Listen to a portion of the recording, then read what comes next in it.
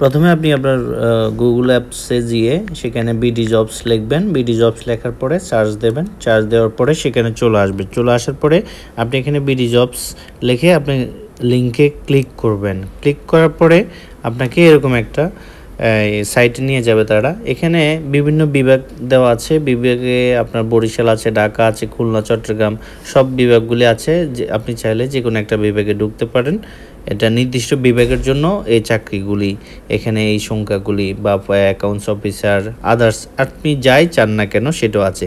এর পরবর্তীতে আপনি চাইলে আপনার সাবজেক্ট ওয়ারি আপনি এডুকেশন, ট্রেনিং, অ্যাকাউন্টস, ব্যাংকিং যে কোনো আপনি বিভাগে চাকরি করতে ইচ্ছা হলে এখানে পাবলিশডগুলি এবং ব্রেকেটের মধ্যে পদ সংখ্যাগুলি দেওয়া আছে। সেখানে আপনি চাইলে যে কোনো একটার মধ্যে ঢুকতে পারেন আপনার চয়েস অনুযায়ী।